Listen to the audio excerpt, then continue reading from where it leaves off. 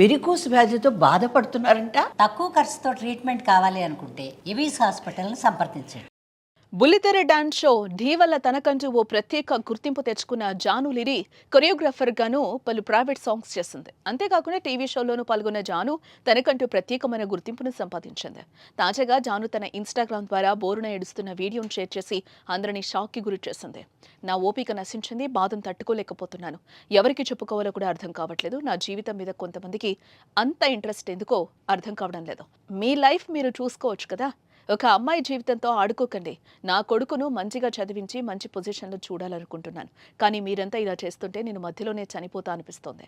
నేను ఈ పోస్ట్ పెట్టినంత మాత్రాన నా గురించి చెడుగా మాట్లాడటం ఆపేస్తారని కాదు, కానీ నా ఓపిక నశించింది. అన్నయ్యతో మాట్లాడినా, తమ్ముడితో మాట్లాడినా, చెల్లితో మాట్లాడినా, కూర్చున్నా నుంచున్నా చెడుగానే చూస్తున్నారు. నేనేం పాపం చేస్తాను?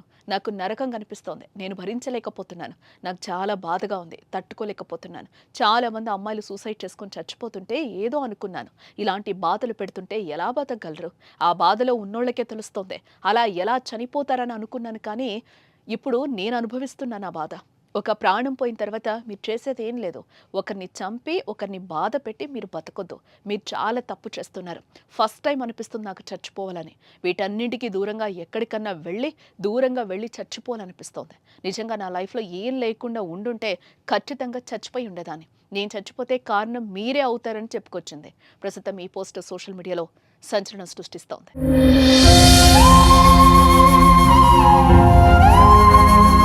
అయితే ఇప్పటికే జాను తన భర్తతో విడిపోయి కొడుకు కోసం బతుకుతున్నానంటూ చాలా సందర్భాల్లో చెప్పుకొచ్చింది కూడా.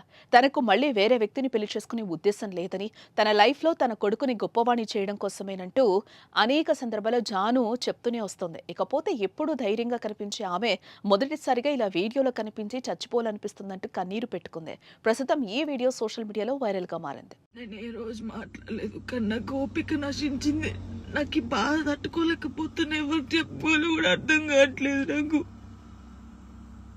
నా లైఫ్ మీద మీకు ఇంత ఇంట్రెస్ట్ ఎందుకు? మీ లైఫ్ మీద పెట్టుకోండి కదా. ఆ టైంలో మీ లైఫ్ మీద పెట్టుకుంటే బాగుంటది. ఒక అమ్మాయి జీవితంతో ఆడుకోవడం ఎందుకు? నా కొడుకుని మంచి చదువుకొని మంచి పొజిషన్లో చూడాలనుకున్నా, అది చూడలేనేమో నేను, నాకు అర్థమవుతుంది. నేను బద్దల్లే పోతా. ఇది మాట్లాడితే మీరు ఏదో ఆపేస్తారు, ఇది కాదు. ఓపిక నశించి నేను ఎప్పుడు దేనికి రియాక్ట్ కాలేదు.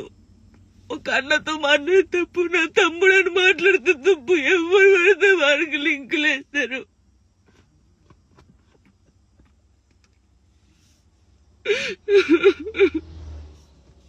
నాతో అయితే లేదు. చాలా మంది జానక్క చూసి నేర్చుకున్నాం, జానక్కల ధైర్యంగా ఉండాలని చాలా మంది అన్నారు నాతోని. నాకు ఓపిక నశించిందిరా. మీ అందరూ చెప్తున్నా నాకు ఓపిక నశించింది. నాకు ఫుల్ బాధ అవుతుంది.